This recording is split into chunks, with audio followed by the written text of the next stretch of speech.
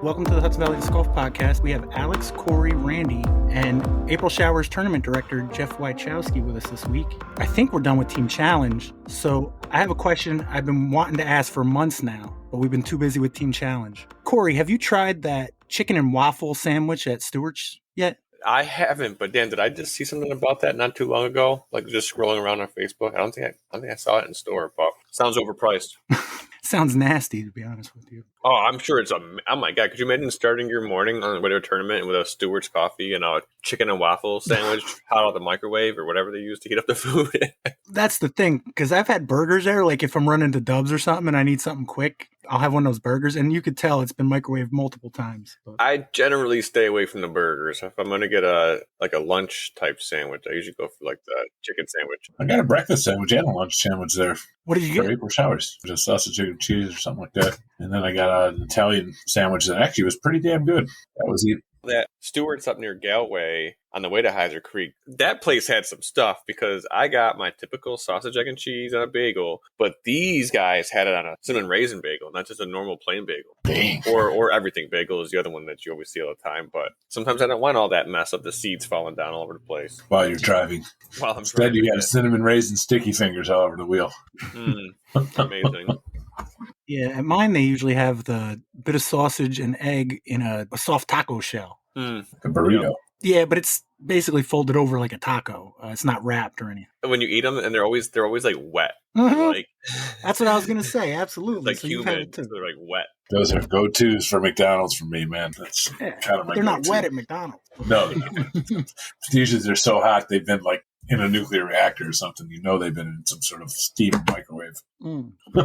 I thought I'd start with a little last week in disc golf. Monday, we got Colonial Acres doubles. The layout was red and white. Willie Harrison and Sean Dollard came in third at -5. Tim Martino and Mark Evanchuk came in second at -6. And another Evanchuk, Christopher Evanchuk, and Nick Esposito won it at -7. A lot of first names in that sentence. Mm-hmm. And then Tuesday, J-Dubs Points Championships Week 6. What happened there, Corey? Yeah, so like I said in the last episode, we played the J North layout. I did not foreshadow correctly. I did not win. That was Chad Larson and Danny Parton. Crushed it with a 6 down. I think they bogeyed their last hole, too. I played with Justin Muccelli, and it must be, I don't know if it's a me thing or a him thing, but we did not win this week. Well, based on previous evidence, I would say it's a you thing. Yeah, I don't he's know. winning every week. I mean, he just can't be on every day, so I that must have been, I got him on an off day.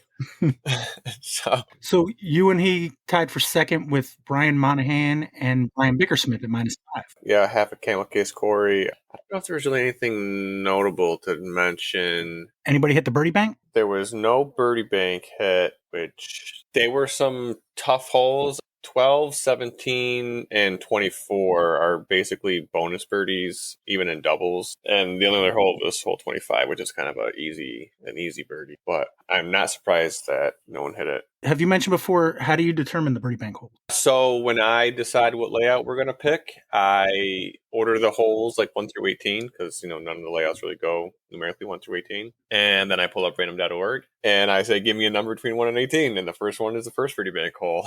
And I do that again. Same way I do it. And I don't really change it at all either. Like whatever comes out is what comes out. That could be 4 consecutive holes. We've had par 4s come up, so it's just the second shot. And then I hit it one more time for the cash CTP. The only thing I've done is I've re-rolled if it's been like a hole that we've already had like multiple times. Other than that, it's just random.org, just running my life. Do you know who got the CTP? It was hole 15? Yeah, Dennis Daly hit hole 15, hole 15 is a really tough shot to even get to like circle 2. And I don't know, Dennis Daly is just always like getting CTPs and I always see him on like ace pictures and just cap. I don't know if he's really skilled and just has to put it all together or if he's just super lucky, the luckiest guy I know. So that was week 6. 2 more weeks until we hit the point where rounds will start falling off. Oh, you mean as far as like for the points championships? Yeah, so I'm pretty sure it's 28 weeks and we're doing top 20 weeks. So this upcoming week will be week 7. So, once we get to that 9th week, the people that have gone to every single one potentially will start having rounds fall off. And at this point, the top 3 is, this would be out of date, I guess, by the time people hear this. But before the week we just played, Justin Muccelli is leading at 137, Brian Bickersmith at 110, and I'm at 109 for the top 3 in the league. But wouldn't you only start dropping rounds at week 21? Oh, wait, did I completely... I guess I didn't really think about that yet. Well, okay, what I mean is, I guess I worded that completely wrong. The people that have... wait, what am I trying to say? If you haven't been to any of the doubles by week 9, then you'll have less rounds than everyone else. That's what I'm trying to say. Yeah, okay, yeah, you explain. Okay. You go, Alex. Damn, I was trying to do too many things at once. I got my mind jostled. Yeah, the people that haven't gone at all will be at a slight disadvantage. They'd have to basically go to every single round. I would get my ass out there and play. Time's ticking, Jeff. Isn't this why you moved your league to Wednesday? Yeah, that I need to raise some funds for the jammer. Oh yeah, come sell some raffles. There you go. Got some swag. I got stuff. Anyways, that was a really bad section, but no, J-Dub's going good. Nice. All right. Wednesday, Stony Kill Random Dubs played Stony Kill Scramble 2023 layout. How'd that go, Alex? It could have gone better.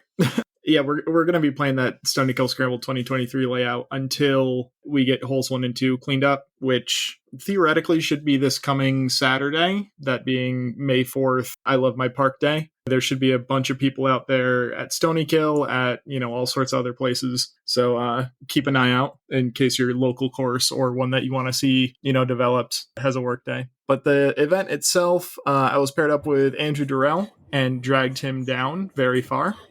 He has won most of the week so far, and we only shot 6 down between the two of us, which is not a great score. That being said, we were up against some really powerhouse teams. We had Travis Bashore and Sam Richter, both, veteran Stony Killers at this point, very good players, especially at Stony Kill. But the winners were Gene Gierka and Tim Giardini, which, that's going to be a strong team wherever they end up playing. And they ended up shooting 12 down, which was 4 better than the second place team. So couldn't really compete with that anyway.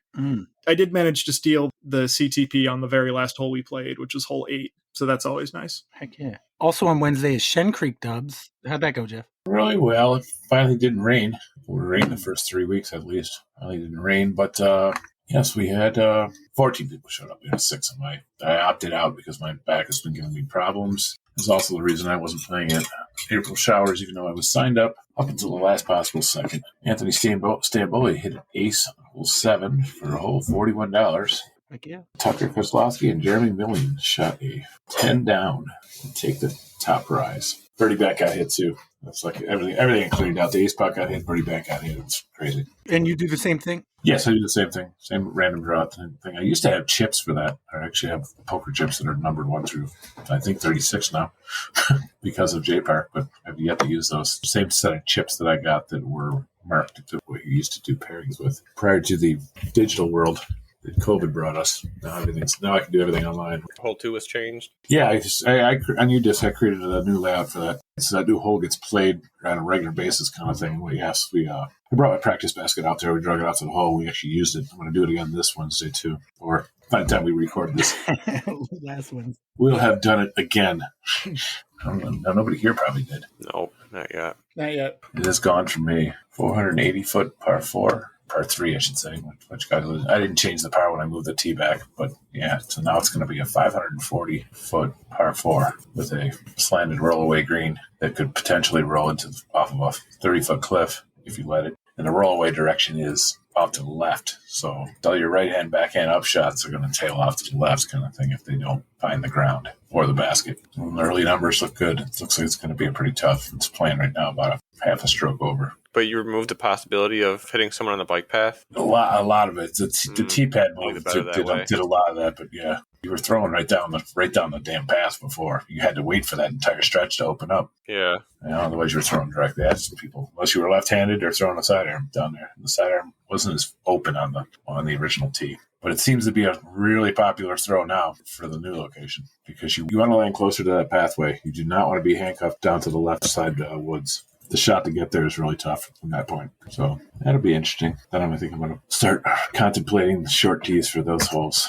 All the par 4s are going to get short tees. And I think 5 to 12 are also going to get a different tee. Probably a shorter, easier kind of thing to make a par 3 layout. What has feedback been like? Very positive, actually. The numbers look really good. It looks like it's going to be right up there with like 18 as far as a tough par 4. It's going to be a tricky par 4 to hit. The green is definitely one of my favorites, basically. So it has a lot of Blatnick in it, being as that it's not level, but it is surrounded by trees. So it's kind of a cross between an uneven rollaway green from Blatnick and hole 1 at J Park. It has like 4 or 5 mature trees encircling it. But I'm just waiting for things to green in so that I can do any final cutting and then possibly move the basket. But I think the basket's going to stay put until after the flex, which I'm supposed to advertise per Mike Schwartz. You can sign up for that. Everybody that's listening. When is it? Sand Creek Flex on May 11th. Currently 95 people signed up for that right now. How many can you sign up for a flex like that? Mike's got it set to 120. All right. Pretty sure that's what he's got set for. Is what he allows for as far as tee times every 12 minutes is what he's got going on. Also going live this week. Well, actually, by the time everybody hears this, yes, go sign up for the Flight of the Condor, our third flex series that's going to be at Prospect Park. And everyone gets a fresh, brand new Innova Condor to use only for that round. Can you bring more than one Condor, or is that the only one you can use? I would say that you probably can bring another one if you've got like a beat-in one. I don't see why you shouldn't. You're getting a free one, a new one, but yeah, to have an extra one would be nice because who knows at Prospect, you could lose a disc. The place has got some pretty remote areas. Also on Wednesday, CTK Singles League, tie for third, Jim Robertson and Nicholas Bomer, shot -1. Ryan Travis, 148.343, came in second at -5, and Jacob Dunbar, your winner at -8. Wednesday is very busy. Deadbeat Dubs, 8 players, shot white front, yellow back, -6 from Rob and Eric, and Andrew and partner. And if your Wednesday wasn't busy enough, Paint Bureau Pro League starts 2 days ago at SPW. Don't miss it. Thursday, Disc B Club Year 2. Justin Winter came in 4th. Derek Stasinski came in 3rd. Kevin Kroenke came in 2nd. And Mike Smith is your winner. Got 14 points. Overall, so far, we got John Steffen in 5th place at 22 points. Justin Winter in 4th at 24 points. Mark Stryker in 3rd at 26. Greg Kurtz in 2nd at 29.5. And your leader with 37 points, Kevin Kroenke. Winning his own league. Hey, because he's got to be there.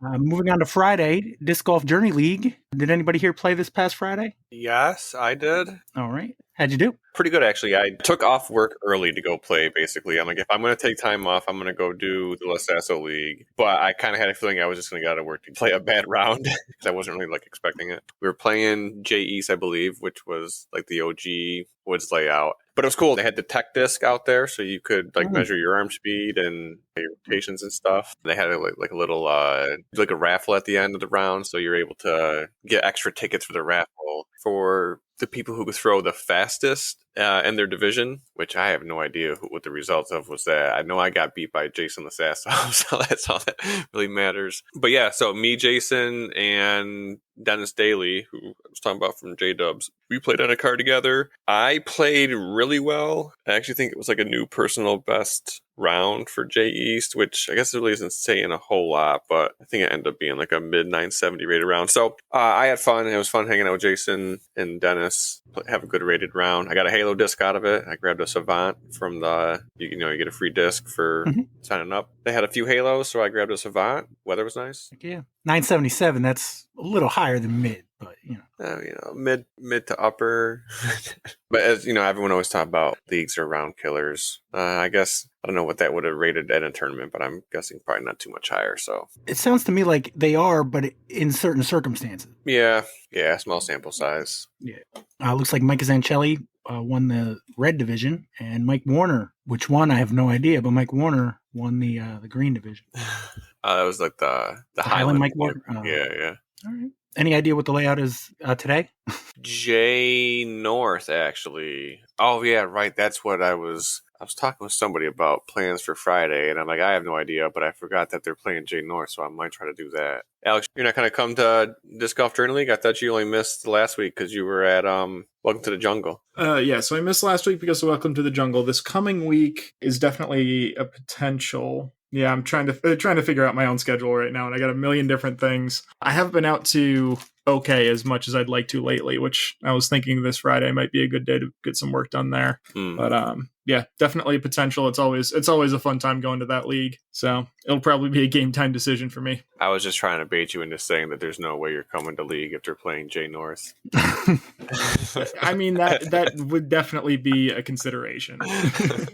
All right. Also on Friday, SPW Dubs League had a 3-way tie for second. Kevin Wen Daryl Menton, Nick Silvano, Josh Weinstock, Terry Hudson, and Eric Struna all shot -7. Behind -8, Kurt Otzerlitz. Looks like must have been Cali. And then Sunday, Discap Sunday Tag League #1 at Thatcher State Park also had a three-way tie for second at -7 between Charles Gordon, Jay O'Leary, and Matt Sharp, behind Dennis Daly, who shot -9 to win it. All right. Did anybody else have anything from last week? Other than tournaments, obviously. Nope. All right, Alex, you mentioned that tomorrow, Love My Park Day. Yeah, so I don't know if it's national or what exactly it is, but there's a whole bunch of work days going on. I know Jason is going to be running one at the new Greenville course that he's been working on. Then I'm pretty sure there's also going to be one at Mine Kill. There's one at Stony Kill. I'm sure there are more around. So it's back also. Yeah, it's back. But basically, check your local course. Chances are there's one that's really close to you that you can come out and get some work done. I know they're going to be doing some intense work at Stony Hill. So absolutely, if you're not playing in the HelderBERG Championship, then you should absolutely be at a work day one way or another. Considering, Jamin's not here, but I'll be Jamin for now. Channel your inner Jamin.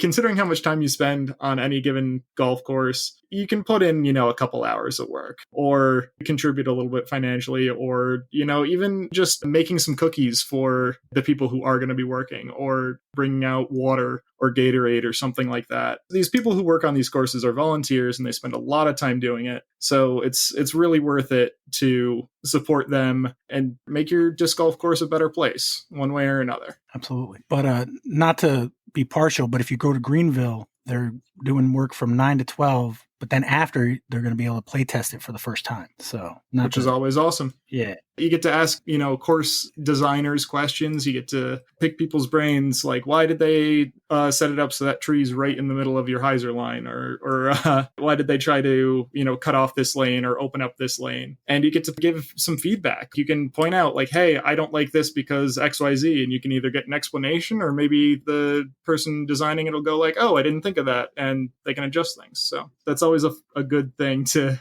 be able to get your feedback in before things get finalized, because if you start throwing out feedback and you've never been to a work day, no offense, but you're not going to get a lot of credit in the mind of the course designer. For example, Jason showed us a picture of a basket he just put in, and I would ask him, Jason, why isn't that rock wall behind it, I don't know, 5 or 6 feet higher for me? I don't want to throw it into the water. I've seen Wedge is going to do mulch on all the playground areas. It's not even disc golf related. They're running tees down there, I know that, but they're also for this Saturday on I Love My Parks Day, the Wedge group has shared that and trying to gather disc golfers together to help spread mulch around.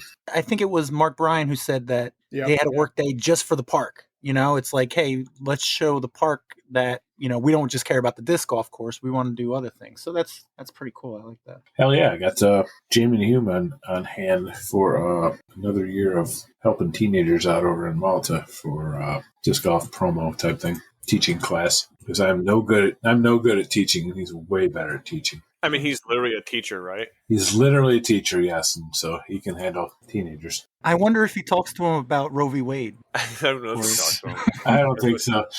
Not his subject. That would be college level discussions, That's fair. Because in college you discuss politics, not stuff you're supposed to learn to have a job. Yeah, why would you learn any of that stuff in college? Come on. Don't even get me started.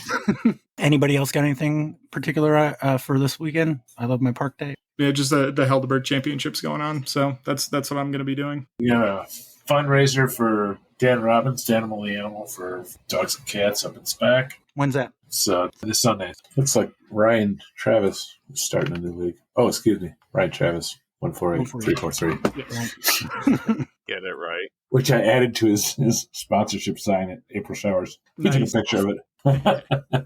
I expected him to post that online or at least send it to you. Is that the Shenandoah Creek Park Sunday Upshot League? It's the Upshot League, yes. I sent you a link a minute ago. Okay. Go check it out because he's finally got the rules and setup finalized and he is ready to go with that. So, is there anything different going on with that one, or is it just, standard singles league? $5 buy-in, bring exact change, ace pot at $289 will be free until it gets hit. Holes 3, 7, and 9 will all tee off from the tee pad like normal with one throw and be the only holes eligible for the ace pot. The week the ace pot gets hit will be the last week operating like that. After that gets cleared out, those 3 holes will follow the same rules as all other holes. That was ace pot stuff. Singles upshot league. Each week the teeing locations will change and be marked by flags. There may also be some mandos added as we go, but nothing currently. Players will get 2 shots from each location and will receive points for where their disc ends up. Some holes will be painted, some have whiskers marking C1 and orange discs marking the bullseye. If you're not 100% sure where you lie, come to a group consensus. Points will go as follows: 5 points for throw-ins, 3 points for bullseye hits, and 1 for being within circle 1. As the goal is to practice and get better, I will be foregoing the usual singles payout structure, and payouts will instead be the top 50% double up. If there's an odd number, last cash will be getting their money back. What do we think of that? I like it. Yeah, kind of like a different. hybrid between a putting league and ace race. I'm assuming like there'll be shorter tees and such in play, so it's practicing upshots like the title. Yeah, that's the direction he'd been explaining it to me originally. The ace pots, the current ace pot that he's got listed there is from the Sunday doubles league that we were running for a while. Me and him. Since now I'm running a Wednesday doubles, he wanted to do something different. This is what he came up with, and I think it's a solid change. It's something different than the 17 different doubles leagues we have within an hour of drive of one another. Yeah, I like it a lot. I don't see a time. 9 o'clock. Start drawing cards at 9 a.m. Okay. So you can't promise that first time setting this up, so it might be a little tricky setting it up. I'm not sure how he's going to do it. It's probably just going to be random. People show up and he puts 4 people on a card.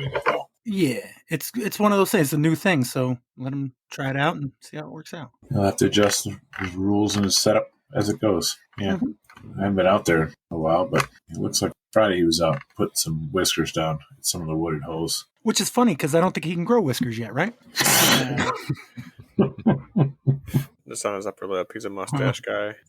Randy, you got the HelderBERG this weekend? Yep. So we walked the course and flagged the whole thing yesterday, being Sunday. So people could go play it. They're going to hear this on Friday, though, so they'll only have one day if they hear it now. But we're emailing the tournament list so people can see the changes that we made. So it's going to be 20 holes. Pretty sure all of them are under 300 feet. Most of them, I want to say the average length is somewhere between 225 and 250. So we shortened holes. We made some holes safer for park goers. And we just kept one hole and we turned it into a par 4 actually to be like the one real bomber hole on the course. We played it too. It was pretty fun. So I'm excited for people to get out there and try it. Did you play it with a Berg? I did, yeah. Premium plastic though. And how did you do? I did good, but I think that it was a little bit more stable than the baseline ones we're going to be using. But I think they're all birdieable. There's definitely bogeys to take out there as well. Some of the holes were a little boring, so we made a couple mando. No, we only made one hole with a mando on it just to make it interesting. Some more OB comes into play on the temp holes that we put in, so it'll be challenging. If you're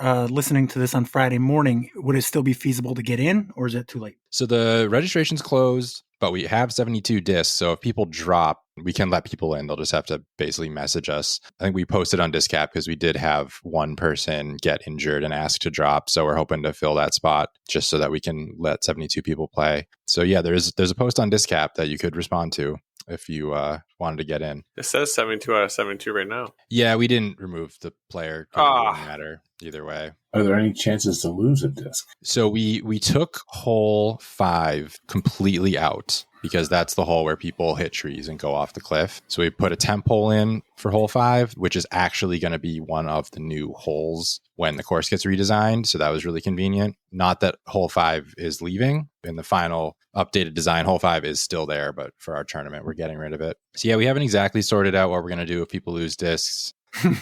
I mean, it's the risks. You're throwing a putter. It's not impossible to lose, but it's tougher. It should be pretty hard. Hopefully everyone's keeping eyes on them. We shortened all the holes to the point where you're not going to be throwing it out of sight, really. Mm-hmm. If something truly random happens, we'll have to make some accommodations for it. Yeah, we'll figure it out as it goes. I figure Alex is probably the most likely, right? Oh, absolutely. You said there's a few things that you didn't think about. Well, no, I learned a lot using like the PDGA like tournament director stuff. Like there's a ton of different tabs and I hadn't like looked through all the tabs until this week and like discovered really, mostly helpful stuff, but a few random things came up, like a player's rating updated. So they were like red flagged to be moved up. And this tournament is a little weird because it's like a one rounder, like fun tournament. I only did MA3 and MA1.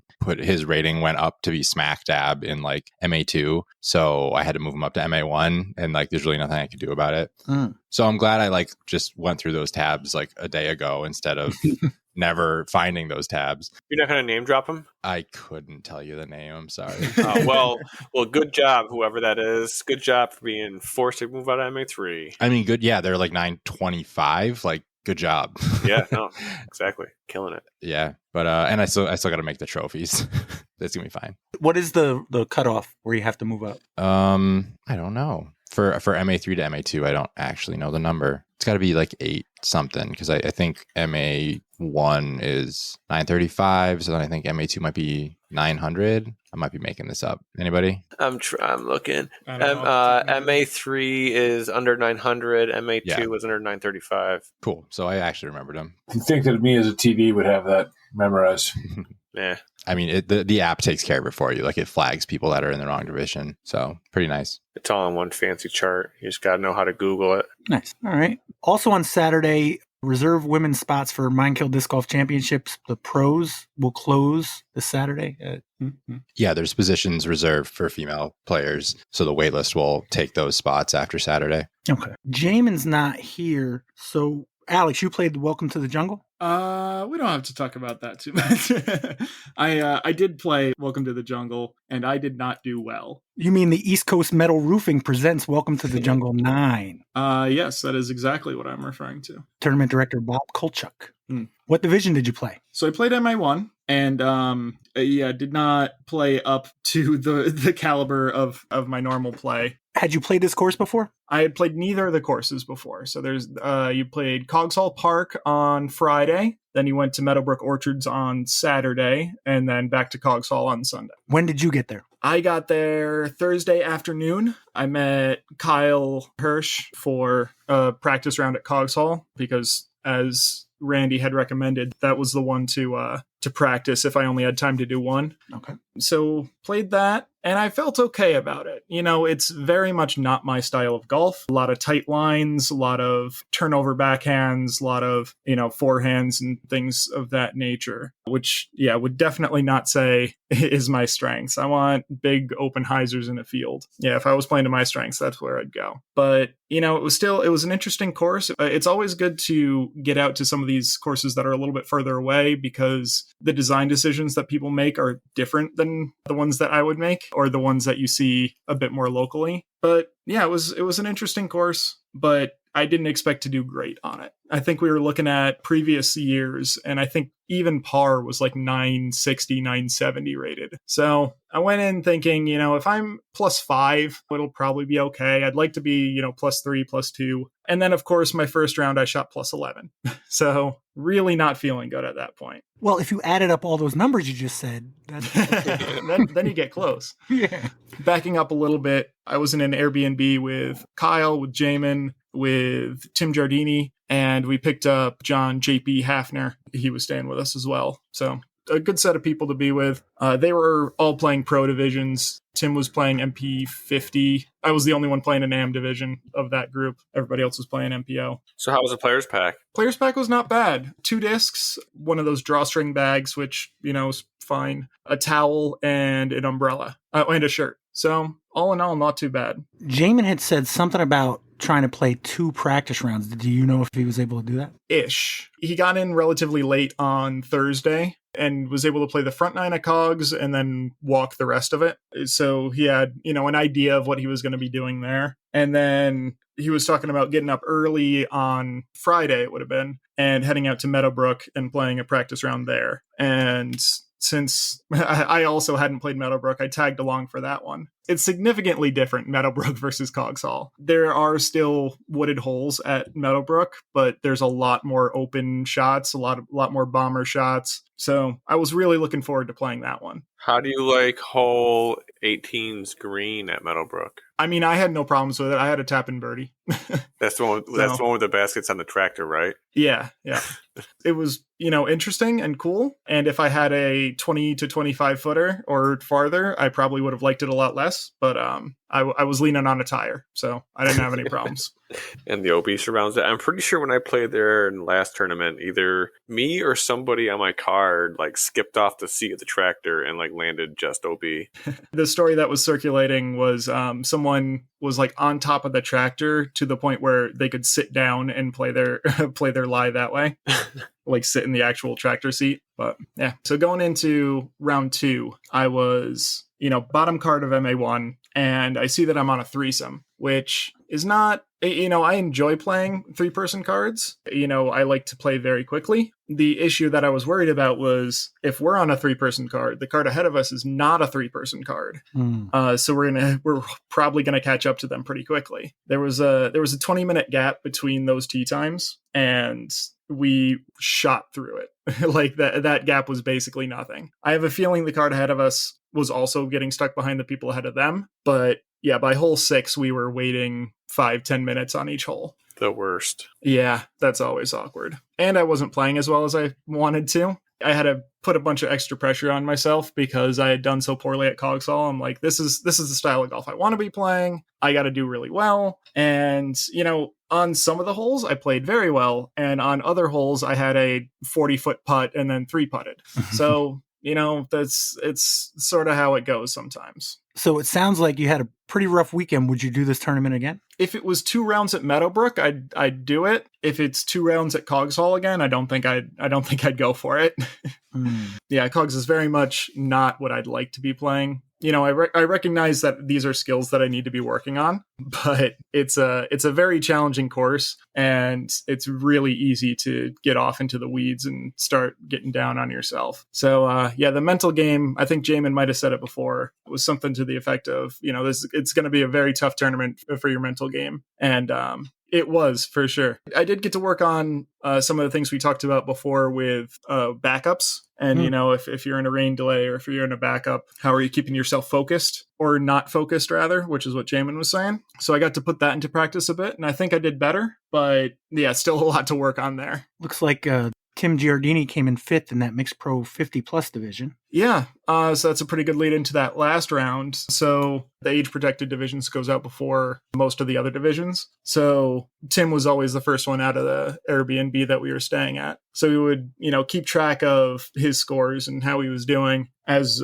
we were getting ready for our day. And, we saw that last day, he started out pretty hot, a couple of birdies to start it off. And by the end, he was looking at 3 down, which was just shy of 1,000 rated round, which was really cool to see. Absolutely. Yeah, because I remember watching all of your guys' cards as I was working, and Tim must have had a really tough first round at Cogs. Yep. So it was really cool to see him, claw back round 2 and then absolutely pop off round 3. Yeah, no, he did a much better job of recovering from round 1 than I did. Honestly, I was just trying to distract myself as much as possible during that last round. There was an Arsenal game going on that was really important, so I had that on my phone. And during every backup, that's just what I was just watching the game. They won, which was great. And I played marginally better, still below my rating by a couple of strokes, but I definitely, got a little bit of revenge on the course. I think I only shot +6 and easily could have been in that +2, +3 range. I had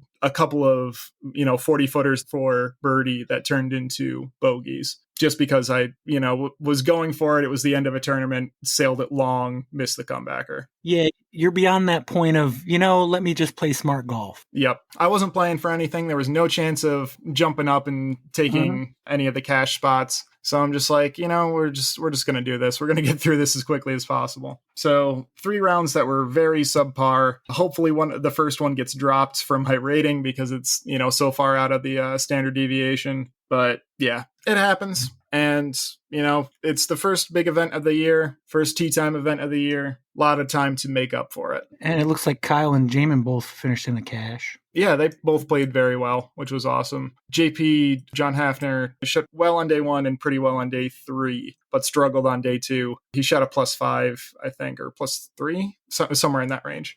But he got to watch Marky Chap shoot 12 down at Meadowbrook, which was really impressive. It looks like Andres Ripley is your overall winner in the MPO division. Yeah, he shot 8 down on the first day at Cogs Hall, which was 1036 rated. That's a really good round. Yeah, 1036, and then he plummeted to 1019, 1019.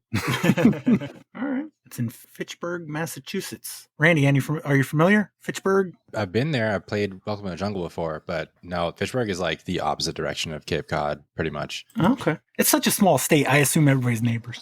It's a long state, even though it's not long compared to actual big states. But no, I get you. Yeah. No, I lived in Tennessee. That's a long state. Yeah. Exactly. Actually, New York is up there too, as far as length. Yeah, the centroid of New York is hard to find. Oh, look at busting out centroid. So instead of that, did you play the Discat Presents April Showers 18th, driven by Innova? I did. Should I sum it up in one word? No. One word? No, it was a great time. I can skip through most of hole by hole and just say I basically first round played right at my average. 2 missed putts was the difference between good and pretty good. And then second round, I started off like 6 down through my first 9 holes. So I was feeling top of the world. Finished that birdie streak off with the CTP on hole 10, which if you don't know it, it's pretty far uphill. I want to say it's 350-ish, but uphill with trees on both sides. So you kind of just got to pipe it. And then that was the end of me birdieing holes. And instead I decided to bogey holes and only finish the round at -2, which was a little underwhelming for me, but it was still a good time. And the CTP prize kind of made it worth it. That glow strike looks like a bomber. Making a point to put the pro CTPs to get a tournament stamp test. I appreciate that because I do get a little sad sometimes when the tournament stamp discs are pretty and I don't get one included. Randy, would you pay extra? No, that's the problem. I wouldn't. It's like I get sad that I don't have one and I could totally afford one, but I won't. I just won't buy one. You had to earn it. Exactly. So this is April Showers 18. Jeff, how many of these have you been the tournament director for? Oh, God. Let's start at the 5th one? 5th or the 7th one? No, I can't remember off the top of my head. So somewhere between 10 and 18. Yes. Lots. I've been doing this. That was tournament number 69. I'll be doing tournament number 70 will be J Park. Oh, well, glad we got you for 69. Nice. Was this your first tournament that you ran in this area? Yes. How did that come about? Oh, it started with me running doubles at J Park for a while. So I took a shot and decided to run a ace race the year prior. 2009, I think is what it was. I ran the ace race, and that seemed to work really well. And it's kind of a boxed up tournament. There's not much variation to it. Doesn't leave you much variation, and you can make sure that you get it all right. I don't know. I felt that the area needed somebody to take the reins on that because it was kind of fragmented as to who was running tournaments and when. And kind of when Morgan runs tournaments, things had been known to go a little awry. Kevin and Greg did their best to run the J Park Jammer. Pretty much all we had at the time. Heiser and J Park were the only tournaments we had back then. So April Showers 5 is was that first one. How did you decide to do it at Heiser Creek? I basically asked Morgan because I saw how he was doing things. And between that and Greg, I think Greg Kurtz helped me decide that that's where I needed to do it. And it was a private course. It was the course that had been around the longest kind of thing, and people were hungry for that. It was the beginning of the season. I don't know. It's been so long. I don't remember exactly how that came about, but it just was something I felt that they needed. I wanted to try out. Well, they had done a few. Who was running it before you? Between Greg and Morgan, pretty much were the ones that ran it. And I think maybe Kurt Wagner, like one of the original course designers and course of mules, basically. It was like one of 5 people that put that course together. Yeah, so there was earlier ones that were NIFA only or that were non-sanctioned kind of thing. The first battle of Saratoga was only 12 holes. They played 3 rounds. Get 36 holes. All that history can be read at HeiserCreek.com. I don't know what prompted me to run that tournament. At the time, there was only 2 courses around. J Park and Heiser Creek? Yeah. How far is Heiser from J Park? About an hour and 15 minutes. There you go. That's the guy that drove from J Park to Heiser Creek on Saturday and back.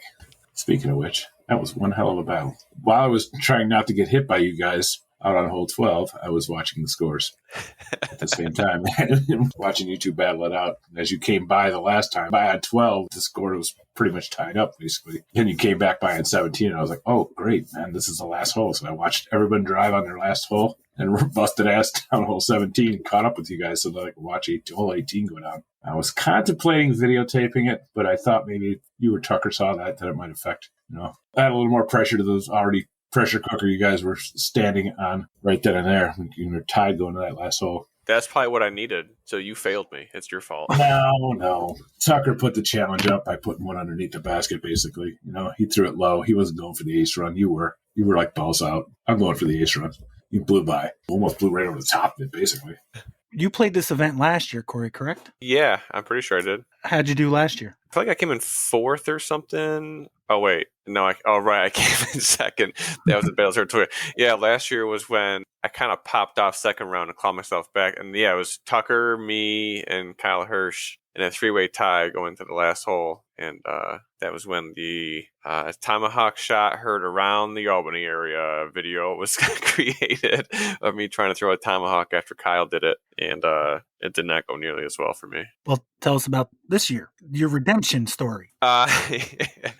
Yeah, so this year, the Pro Open field, I feel like, was the biggest division at the tournament. There's a lot of classic disc cap pro guys with Brett Delameter signed up, Josh Wynn, Jason's Mechanic Harry was there. There's a couple classics that... Randy Bemis was there, yeah.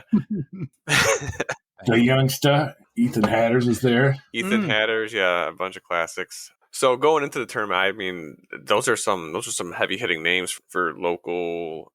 Heiser Creek isn't really a bomber course. Like every hole, I shouldn't say every hole. Most holes are birdieable by like almost any power level. So it's kind of an equalizer. And when you say names like Brett and Harry and Josh and Parker Cerrone, those guys are usually pretty good at hitting lines and carving up Heiser. So I thought it was going to be a tough day. Round 1 was a little interesting. I started off with a couple birdies, and hole 4 at Heiser is almost unbirdieable unless you're feeling really confident in your like 45-foot putts, death putts. Most people just go for pars, and I bogeyed it both rounds. From basically when you throw the shot, you have to throw over a small hump that then kind of levels off, and I duffed it into that small hill in front of the tee pad both times. Both rounds? Both rounds. Yeah, you were talking about throwing low every time you came back. Every time you walked by me on 12. When I was messing up holes at all, it was usually because I was throwing too low. But I followed that up with a turkey. Did you say what disc you threw on 12? On 12, I think the first round I threw my Beast, and the second round was much more headwindier, so I threw a Wraith. It wasn't his drives that was the issue on 12. Oh, yeah, it was my second shots. I'd have okay drives, and then I would early release my second shot and end up OB, and I also bogeyed that hole both times. So 4 and 12 are definitely my big bugaboos. Round 1, I was able to hit a couple long jump putts, which kind of kept me into it. So basically finished round 1 at 6 down, which put me on lead card with Justin Muccelli, who was at, I think, 8 down. Tucker Kozlowski at 7 down. I was at 6 down. And then an out-of-state guy that every time he comes to Heiser, he plays really well, Louis Garcia. I can't remember if it was April Showers last year or one of the previous Heiser tournaments. He was crushing the open field by like 3 or 4 strokes or something, and ended up having to DNF because he locked his keys in his car while it was running at the Stewart's down the road and didn't make it back for round 2, unfortunately. That was April Showers 16. Also, it was 2 years ago. So, yeah, going into round 2, Justin had a 2-stroke lead on me, 1 over Tucker. So, round 2, I kind of had similar rounds, not just in score. I went 6 down both rounds, but like I birdied the same number of holes. I hit a couple long jump putts to basically save a stroke. But my putting inside circle 1, I feel like I had longer putts. A lot of my putts weren't from like within 15 feet, and I was just putting really well. But by the time we got to hole 12, the second round, I don't remember if I had one on Tucker or if we were tied, but he had one of the nastiest spitbacks I've seen in a while, at least like personally, where he went to go tap in probably a 10-footer for par, and it just hit the pole with 0 chains or something and came right back at him. So after that, we were basically tied going through the rest of the round. coming into hole 18, I was kind of having flashbacks to that previous year when, me, Tucker, and Kyle were all tied and had to go into a playoff. I was kind of already thinking like what I would try to do for hole 1, because hole 1 is, I'm not a good putter thrower, and I'm not the greatest downhill thrower, and that hole is a putter downhill shot. So I was really hoping to be able to just win it on 18. And Tucker was up first. The thing with hole 18 is it's only like a 160-foot shot, and it's almost kind of the elevation. Although you're throwing over a ravine, the basket is basically dead flat from the tee pad. The problem is you have to get through an initial probably 6-foot wide gap that's 30 feet off the tee pad. So a lot of times people will hit that and basically take a par best case scenario, which is why I go forehand on that hole, so I can just get through that initial gap and bury it into the hill that the basket's on. Tucker throws what I'm assuming was a putter, and he puts it probably 8 feet behind the basket. I flick a leopard 3 kind of soft, and it hit similarly to where Tucker's landed, but at a worse angle. And since it was a fairway, even though I didn't throw it very hard, it skipped forward clean through some of the nastiest like trees and vines and stuff on the hole. And I probably had a 35-ish footer for birdie, but it was literally, there was no way that you could even try to run it, even in like the most aggressive fashion. There was literally zero chance. So after sitting there for 29 seconds assessing what I might be able to do, I laid up to the best spot I could get to that would give myself like a 20-foot chance to just get a par and take second place. So somewhat of an anticlimactic / frustrating finish, but as much as I would love to beat Tucker, I have no problem coming second to him on most any day. So it's great to play around with him. But yeah, I mean, two back-to-back 6-down rounds is pretty good for me at Heiser. Happy with my play for the most part. I scrambled well, and I made a couple boneheaded mistakes, but... And you extended your cash streak to 2. Extended my cash streak to 2. Got my second place finish at April Showers. It was actually like my second highest payout I've ever gotten, which, have to give it up for the whatever added cash there was, whole sponsors, and just a pretty deep MPO field. 18 people is pretty good. Heck yeah. Yeah, I was going to say, you had mentioned it earlier. The MA2 had 13. That was the next highest per division. Normally it's MA2, yeah. It's the one that has way too many people in it. Post of like 750 rated to 919, like just below the line. Be forced into MA1. A couple things I remember also from the tournament. Jess Lasasso hit the ace pot on hole 3. I believe Chuck Gordon and MA1 round 1 went 7 down bogey free, which is really impressive. You mean Charles Gordon Jr.? Charles Gordon Jr., yep. Mike Thomas, the winner in the MP40, went 8 down second round to come from a few strokes back.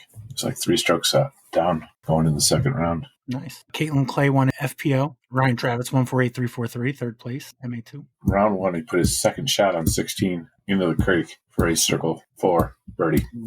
Wow. That hole doesn't get birdied or eagled much. I think there was actually an eagle. That's one of my big mistakes on the whole day. I played that hole so well. Round 1, I laid up. I had a perfect layup. You know how hard it is to lay up on that hole? It's easy to like hit a root and roll away. And I laid up to the perfect spot, just short of the basket. I had like a 9-footer tap in, little downhill, and I freaking caged it and went OB. So I bird-dogied from like 6 feet. I felt like such an idiot. Justin Muselli and Ryan Clare, the other ones at 2-14. That's a hard deuce. Ryan said he hit one of the trees at the top of the hill and threw like a 120-footer in. The broach shot just hit the basket, got in the way. But I will say that, Randy, had there been a testosterone toss flag, you would have taken it both rounds. Yeah, that was sad. I got past the 500 rock both times, and both times I missed my birdie putt. Oh, jeez. I got to like inside the circle on one of them and edge a circle on the other one. So it doesn't matter how far you throw, folks. Just make your putts. You got to be lined up for that pocket. Even then, I mean, that green is so rocky. Any shot that comes in there that's not like, a soft flight, man, it just bounces all around. I was watching them. Everybody's putts going, or second shots go in there. Somebody's throwing from the 400, 450 zone kind of thing, and they're piping it into that opening. It gets in there, and it pops off the rocks, and, 9 times out of 10, it kicks 10, 15, 20, 30 feet in the other direction kind of thing. They never seem to land in there. They always get bounced around. It's a difficult course. It's an accuracy course. Nobody gets a break from it either. Everyone throws from the same tees. I don't know if you mentioned it. It looks like Brett, Louis Garcia, and Justin Michele tied for third. Yeah, there was a lot of ties. It was really close. They were really packed in, kind of tight together. Everybody was one stroke away from one another. First to 11th is 7 strokes apart. Yeah, I kind of figured, I don't know what previous scores were at. Well, this is like the best weather for a Heiser tournament between Battle Saratoga or April Showers that I can remember having in years. It got up to like 60s or mid 60s, mix of sunshine and clouds, but normally there's rain or snow or hail or sleet or intense winds. We only had a little bit of wind, but the gnats, the black flies were pretty annoying. They were way worse Friday when I was out there doing OB because it was calm. I believe it. It was not bad at all. Yeah, I would take the wind. The wind keeps the gnats away. I brought the bug spray, but never ended up using it because I forgot it halfway out to 12, and I wasn't going to turn around and walk back. I dealt with it first round. And first round, like I said, for the most part, the wind. Whenever it went calm, they came around. But the wind was just hard enough in the middle of that fairway to keep those little suckers at bay, man. They can't really fly in it, those breezes. So, yeah. I kind of figured that like 16 down was going to win it with the conditions being so good. That's why everybody's scores were so close, is because people were taking the course on because any outlying factors like that, where the score separation doesn't seem to happen as much. When you get that many 950 rated players out there on that course, they shoot really close together. Expected a playoff. Came back from spot on hole 12, walking back just expecting a playoff in 2 divisions, actually. And then by the time I got there, the one was changed. Kenji and Dave Moore were battling after round 1 into round 2. That's what it was, yeah.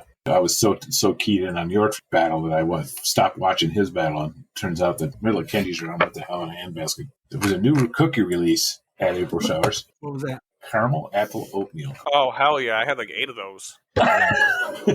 Corey, I had like 8 of them. Yeah, the caramel apple is what reminded me. Those are the ones that I walked around the parking lot with between the rounds, and they vanished rather quickly, yes. Yeah, I only had a chance to have like 1 square of Carolyn's brownies. No one was touching those cookies, which meant there was more for me. We still brought the few home. Oatmeal dates came home.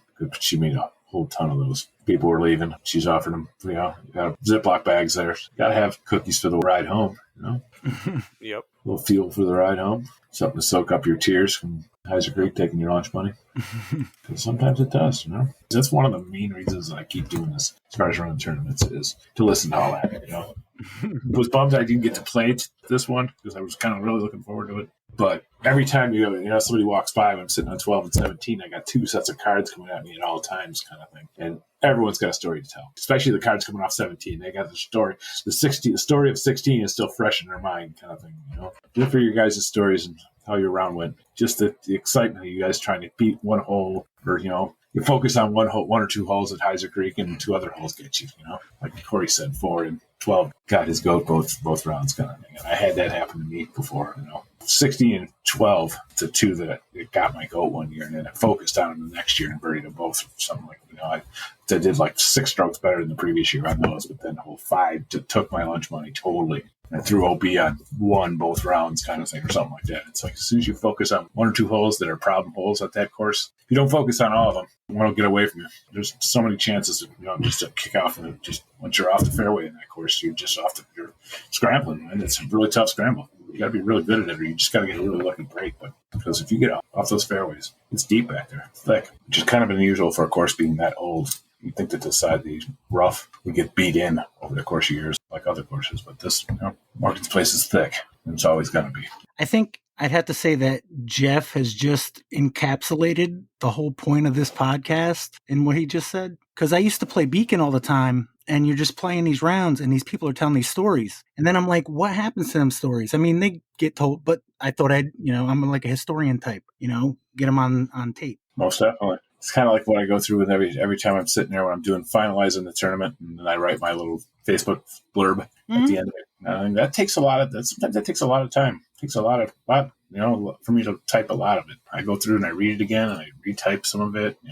I'm playing with that post. That post is not off the cuff. It's something I spend sometimes upwards of an hour to come up with because it means a lot to me. This tournaments mean a lot to me. I think it's it's great. It's great that people want to keep coming. I'm doing something right because these tournaments sell out in minutes. If we let them, especially if we let them go all at once like we used to, where it's like one sign up time, they disappear at a moment's notice kind of thing.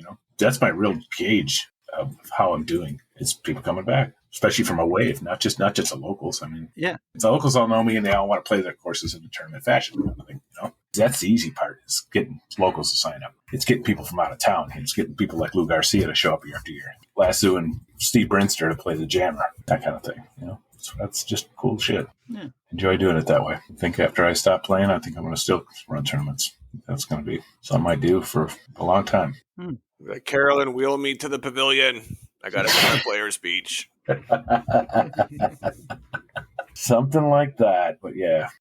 Jeff, you sent the Empire Open, which is something we haven't really talked about. Yeah, this is only the second year of that. It's a New York State match play tournament that goes on all over New York State. And last year, Harry told me that he had not a chance in hell that he was going to win it. And that was while he was changing my oil and rotating my tires one day. And so gas mechanic. 2-3 weeks later, he ends up winning it. I was like, hey, remember when you said he had no chance? One of the things I was hoping for before it started was we were going to do picks on it, but then it's like double elimination and it's like a smaller field this year too. Yeah, I believe. But there have been some updates. It looks like Matt Spina beat Tyler Teed. Those names don't look familiar. That's probably out central New York or something. James Kalinsky beat Ryan Nelson. Harry Lehman beat Justin Muccelli. So he gets to play the winner of Jason Lasasso and Chad Larson. Interesting. And Ryan plays the loser of Todd Springer and Antonio Albert. So that's not exactly an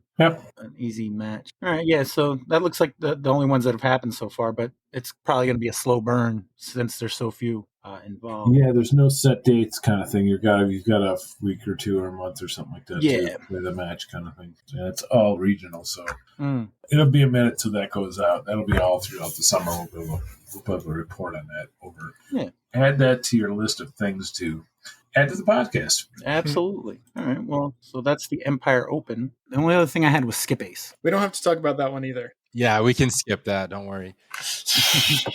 Nobody did well. Where can I find that? Where is that? Is that a website? Or is that something that I can follow? Or is that something like, is that a private Facebook group you guys have? No, it's anybody can do SkipAce. I'm just not into that. I'm not into following league tournaments that much, tournaments and players and the tour series too. Oh, the best part is you don't have to. You just got to pick people. Just randomly pick people. Yeah, like I did this week. That's one of my coworkers that plays disc golf asked me who my picks were for the Champions Cup.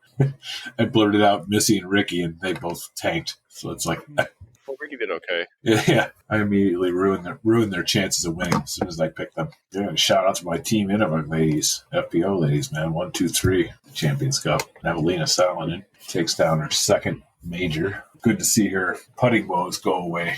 She was having a hell of a season last year. Basically what amounts to the yips. There isn't like a separate code, right, to join the listener pool? There is a code. I've forgotten what it is. I've been signed into it for 2 years and haven't changed anything. I just had to switch to the current year. That is probably information that Jason posted at some point.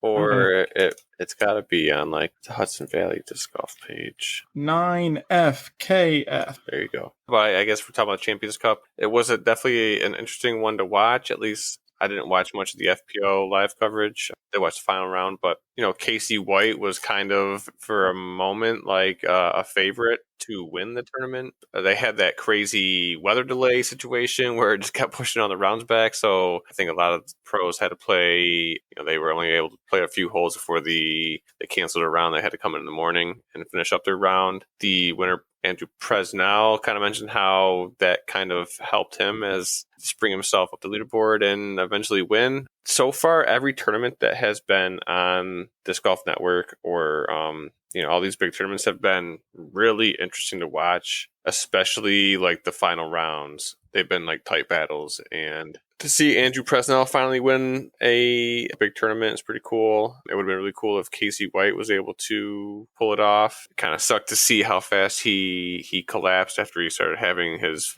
finger issues with whatever skin on his throwing hand he had to deal with. But yeah, no, this has been a really good year of live disc golf so far. I got a callus on my finger that I sand and lotion and make sure that it's soft, because the minute it gets hard and the minute it rips open, you're done for 3-4 days basically. You can't even glue it shut or tape it. I can't throw with a Band-Aid on my throwing finger. Yeah, I kind of deal with I'm sure if my arm speed was 15 miles an hour faster or whatever, like Casey White is throwing 20 miles an hour faster. I have like an issue on my middle finger, the tip of it, from the way I grip and release the disc, and that's why I definitely can't play 3, 4, 5 rounds a week. So I can only imagine like what his fingers were looking like. Yeah, oh yeah. I mean, still bums for my boy Calvin. He's still nursing his elbow, so he's not throwing any sidearms. So it's like throwing a mug wrench into his game. He's trying to flip stuff up, kind of thing, to get his left or right game back. And it's just, it's not near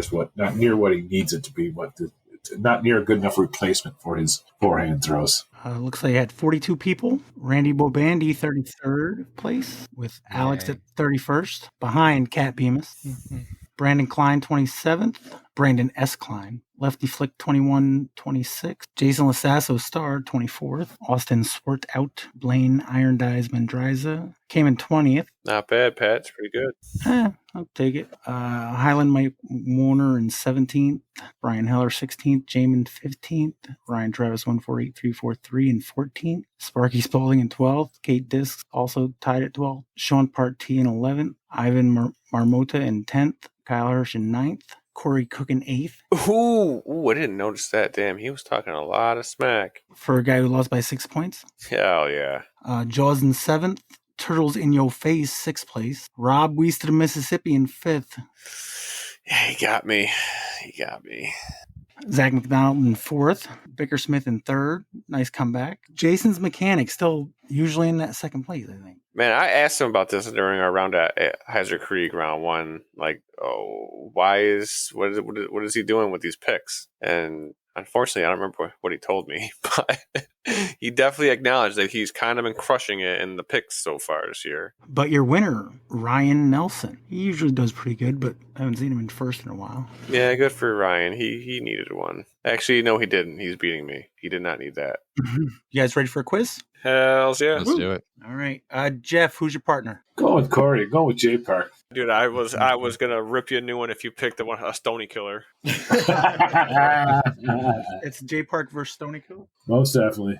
I feel like we've done this recently. I don't see any other way it could go. All right. So I got 3 categories, J Park. Category 1, Category 2, Category 3. Once 2 categories get picked, I'll save the 3rd category for another time. All right, Jeff, you're the big NASCAR guy. First of all, I can't think of a single driver who is driver number 1. Who was the number 1 car? The number 1 car? I don't think there's a number 1 car. All right, on number 2s, who we got from number 2? Mark Martin? Who was number 2 back in the day? No, back in the day it was I believe it's oh God. Totally got me burned. Okay, but who's number 3? Yeah, I was going to say, we know where this is going. Austin Dillon. What? No, that's a fucking poser. Back in the day is actually number 3. Back in the day is Dale Earnhardt, yes. All right, we're going to do it for Dale, Pat.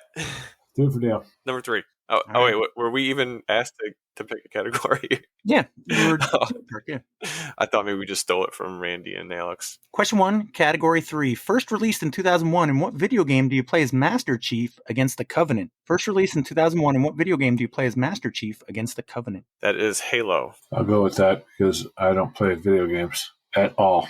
All right, Halo. Is the Halo a disc? Most definitely.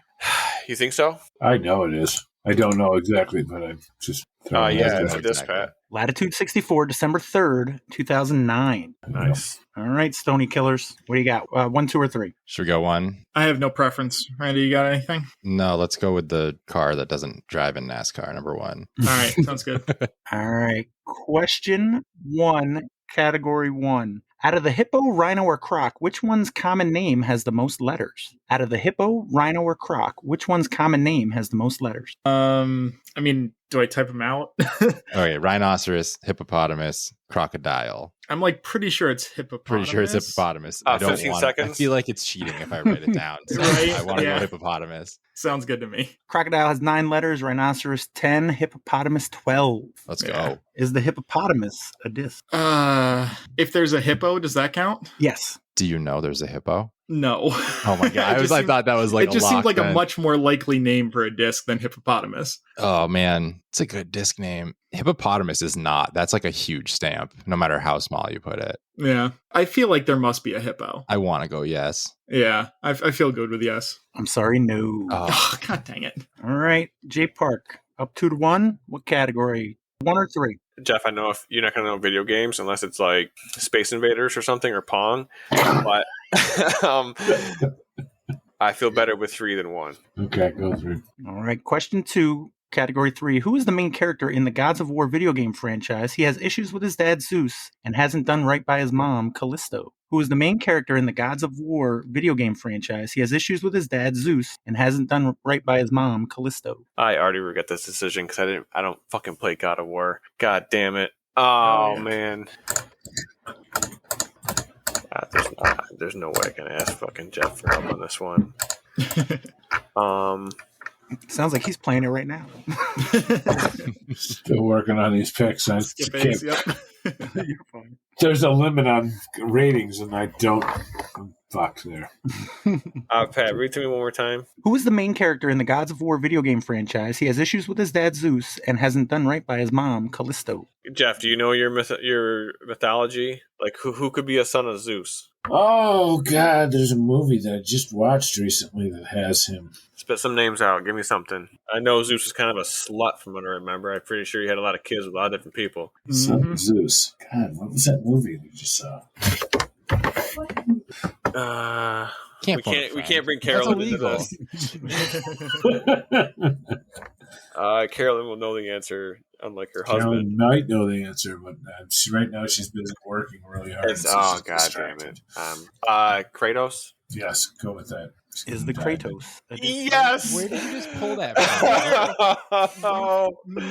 Yes! There we go. I'm back, baby. It's been a while. I had that instantly. What the hell? I had it. I will be 100% honest with you. I have no idea where that came out from. Out of your butt. Is the Kratos a disc? Yeah, it is. Yeah, it is. I have one of the lost and found. I'm almost positive. Discraft, December 26th, 2023. Whoop, whoop. Stalled just long enough. Category 3 is video games. I think we should go there. I think we stay there, yeah. Okay, question 3, category 3. The Book of the Blind gives rhyming tips on how to survive a level in what game? Spanish for devil. The Book of the Blind gives rhyming tips on how to survive a level in what game? Spanish for devil. Diablo. Ooh, yeah. You guys good? Yeah. Yep. Is the Diablo a disc? I'm like 99% sure it is a disc. Yeah, I want to say yes. I don't care if it's wrong. Yeah. Gateway Disc Sports, April 21st, 2017. All right, Jay Park. See, now 4-3. I'm in a predicament. I want to do video games because I'm like, it's been such a long stretch. When did we do like the card thing? Because I feel like it's been fucking birds and Greek mythology or some shit. I never have one that I could actually answer. But I know Jeff is going to be almost useless on almost any of these questions.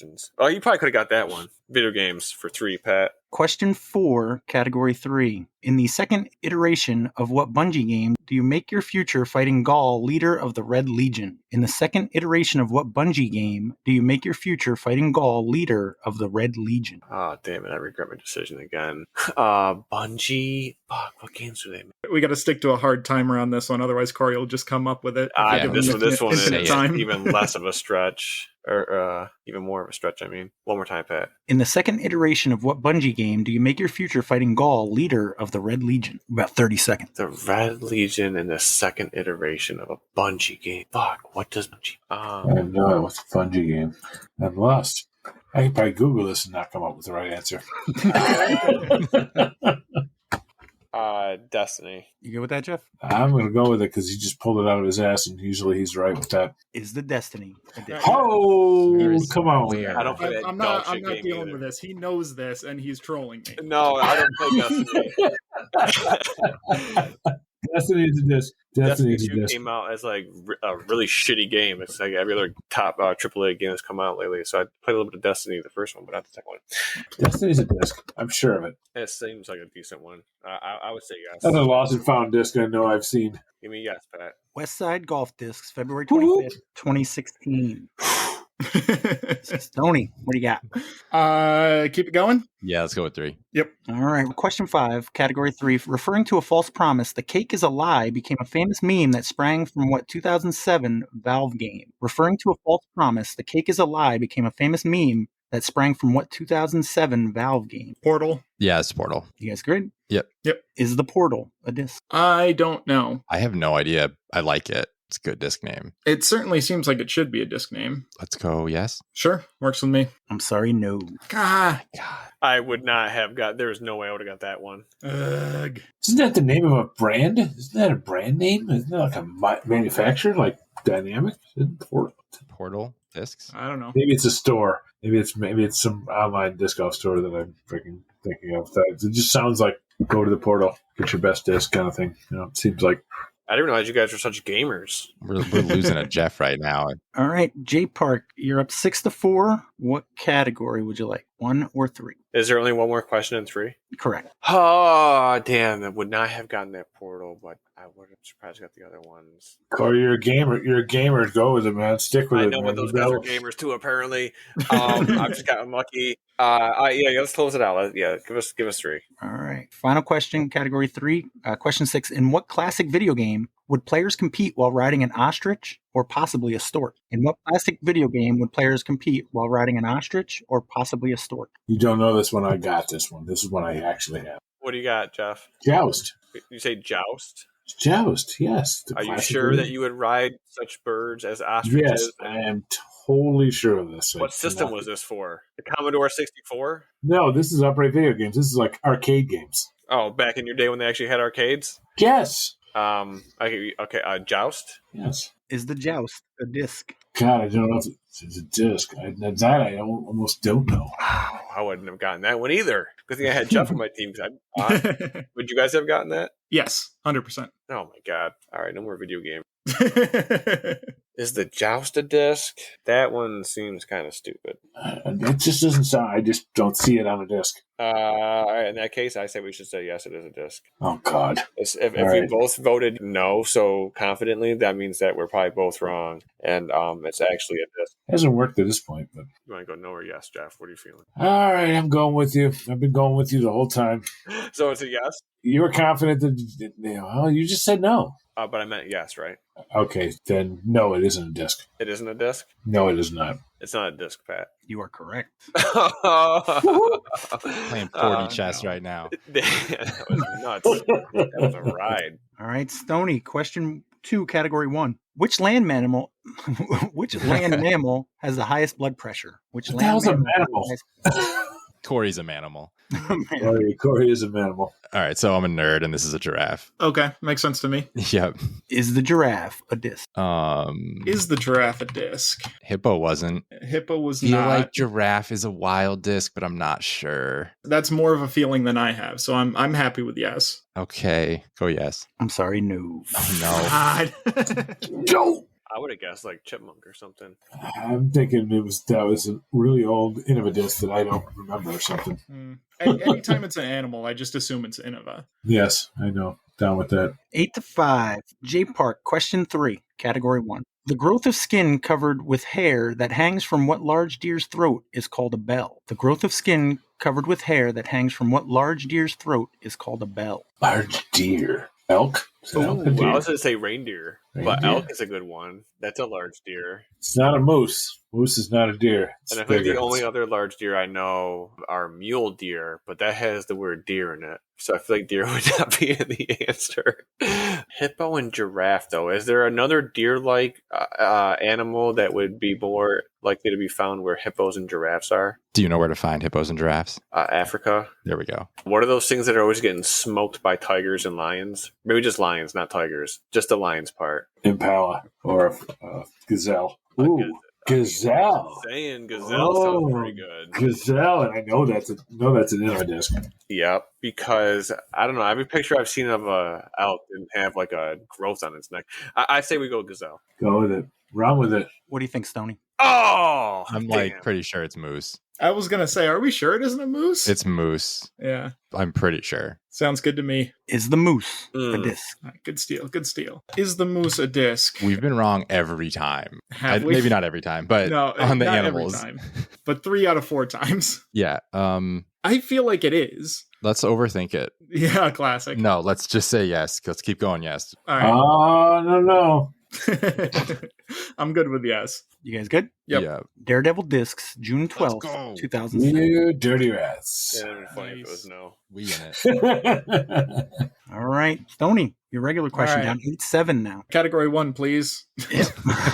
Though featured on the state flag, the last of what species of bear in California was spotted in the early 1920s? Though featured on the state flag, the last of what species of bear in California was spotted in the early 1920s? Grizzly. Is it a grizzly? I would say brown, but that's a terrible answer. Yeah. So I want to go grizzly. Could it be like a Bruin? I mean, that's just like another language, I thought. Okay. I genuinely don't know these things, so. I could nitpick. They're all brown bears. Like, Even some black bears are brown. They're the color Oh my brown. God, Randy, Yeah. could you stop being a dork? I'm for 1 sorry. second? Can we just go grizzly?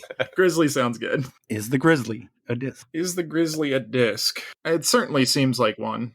I think we just face roll. Just Yes. keep going, yes? Yeah. Sounds good to me. Daredevil Discs, June 12th, 2007. Thank you, Daredevil. Hey, twice the Daredevil got you. All right, final round. Woo. Question 5 for J Park. With the ability to travel at over 5 miles an hour, what species is the best swimmer of all bears? With the ability to travel at over 5 miles an hour, what species is the best swimmer of all bears? Like, is it not Polar going to be bear. a polar bear, right? Polar bear, because they're always in the water. I don't know. Freaking You would grizzly think bear. they'd be the probably. best swimmers, though, right? They spend the most time in. Well, I mean, I don't know. I don't know anything about polar bears, but Is polar bear freaking disc? I don't really know any bears other than polar bears, grizzly bears, black bears, and I brown gotta say the polar bears because they're in the water a lot more. Oh, I'm going with it, man. That's Say what my water bear. Say water bear. Water bear. What the hell is a water bear? Is that actually a It's bear? like it's a microorganism. It's not a bear. Jeez.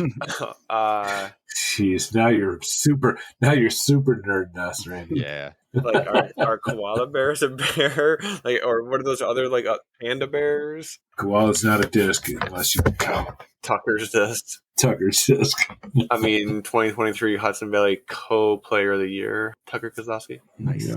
I There's a mean, koala okay, on we're it, gonna go polar. Either we're gonna like potentially win, tie, or flat out lose. So I mean, we have options. We're J Park. You go with polar? Yep. Is the polar bear a disc? Wow, I did not. see that Polar coming. bear a disc. The whole polar bear. It's not just polar. It's the word polar bear. Mhm. It's not the worst name that I've heard before. I really don't like it though.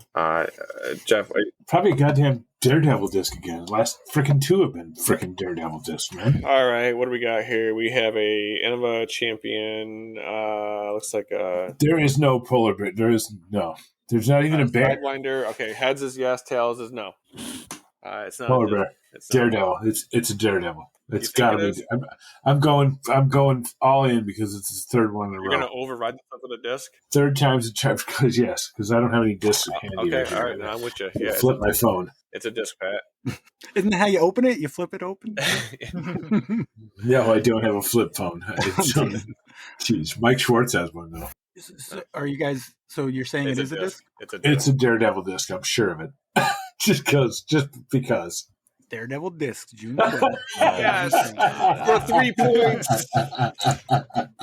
You guys are up by 1, I thought. Yeah, but that was worth, since he also got the manufacturer, that's actually worth That was a bonus. Oh, okay. I So- see.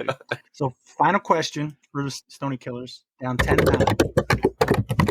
Just going to make as much noise so you can't hear the question.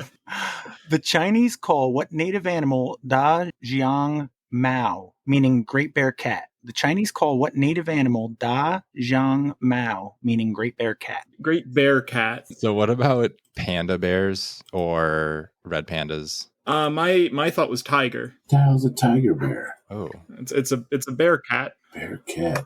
I don't know. I can't help you there. I'd like to help you, but I probably will inadvertently. the Chinese words aren't helping me at all. Yeah. I tried to me write them neither. down phonetically and that didn't help. DA space XIONG Oh, no. space MAO. What? The X really came out of nowhere for me. I don't know how to print. Well, I guess it's. Well, Yeah, it's difficult. I want to go panda. I don't know. Well, great bear cat makes me think it's a cat. Bear cat. If it was a bear, like if it was a panda, I think it'd be great cat bear, you know? Okay, I'm with you. So I think it's a cat, which makes me think it's a tiger, but it could be lots of tigers. Like, I know a tiger is native to China, but I don't know, like, could a panther be? Could No, I think tiger is the only applicable Yeah. big cat. I'm totally blanking on the name of this like random other animal, so we're not going to go with that one. Sure. All right, we can go tiger, and if it's panda, I'll just cry. It's fine. Sounds like a plan. All right, tiger. What do you think, J Park? Yes!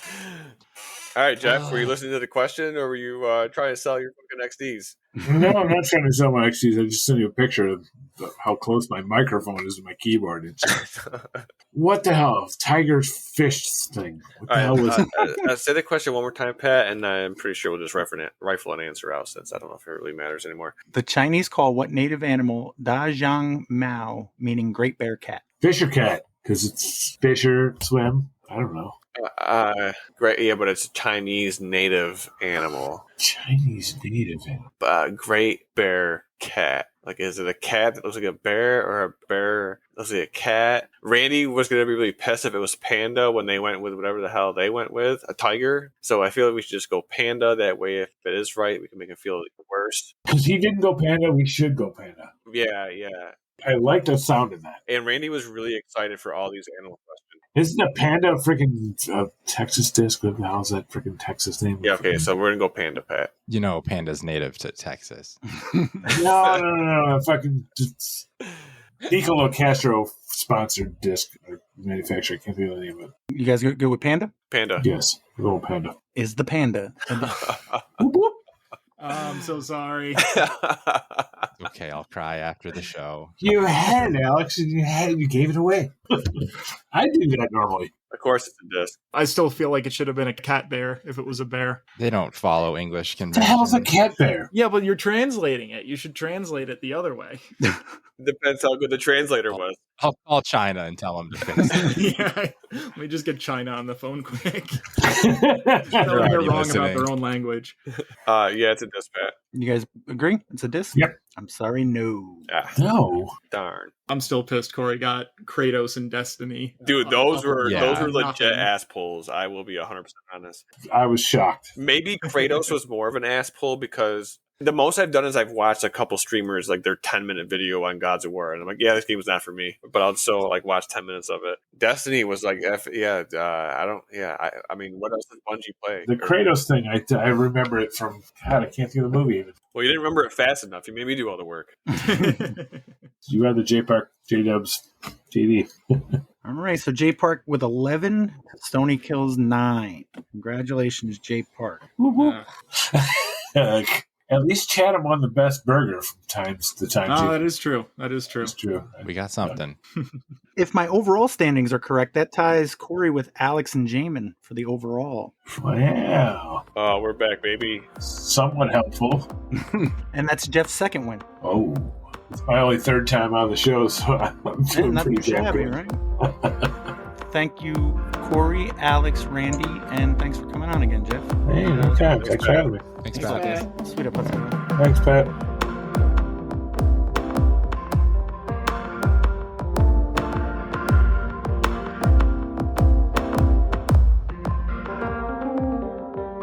So, Corey, you said you're doing jury duty?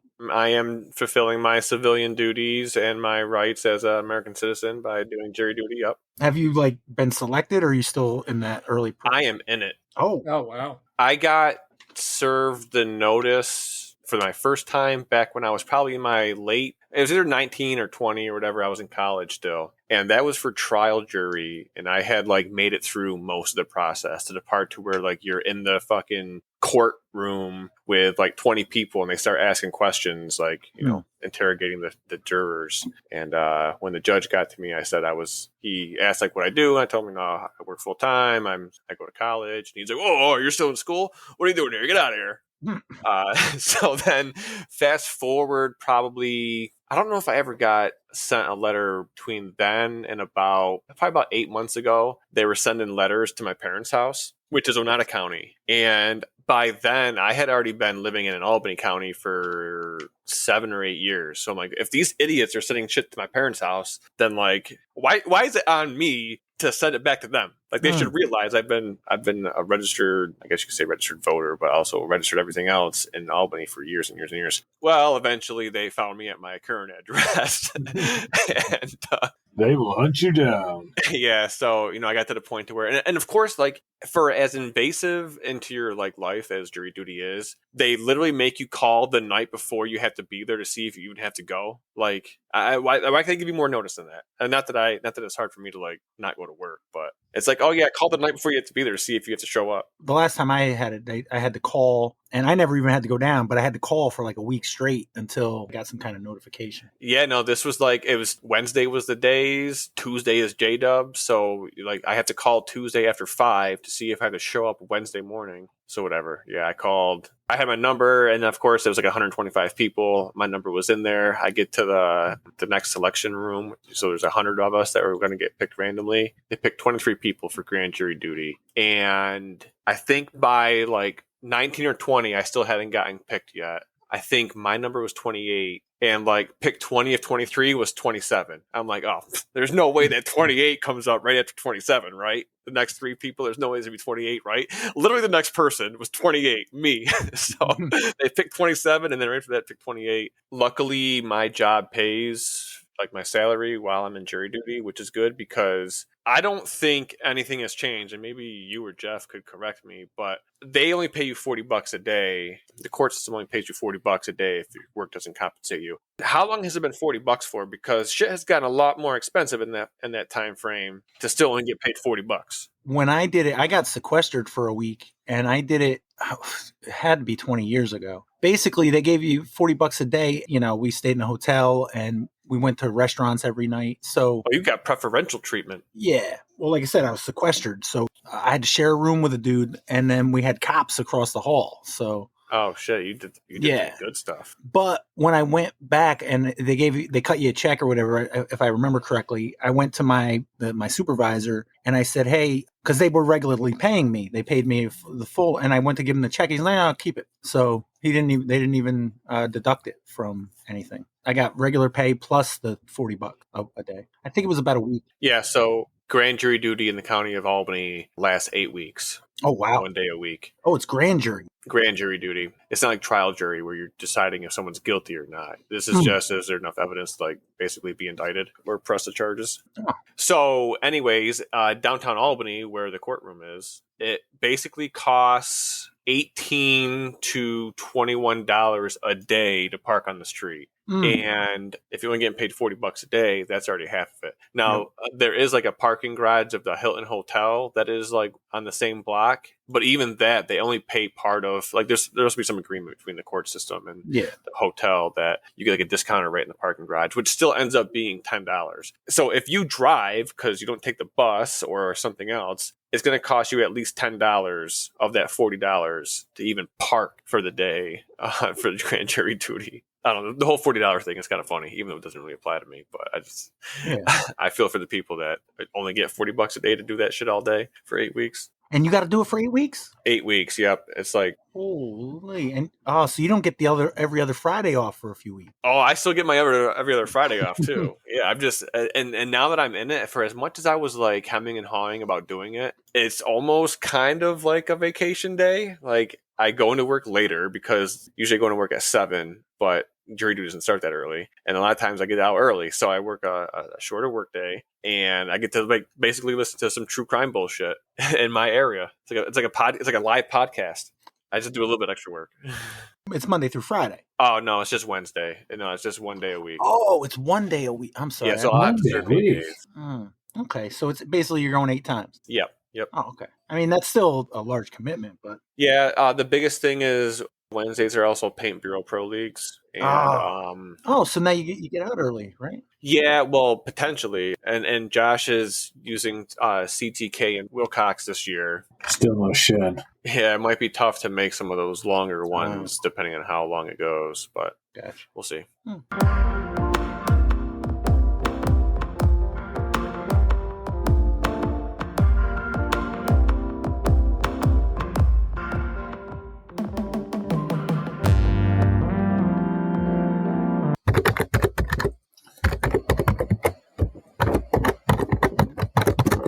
Somebody is exciting. That is a lot. Jeff, it literally sounds like your microphone is inside your keyboard.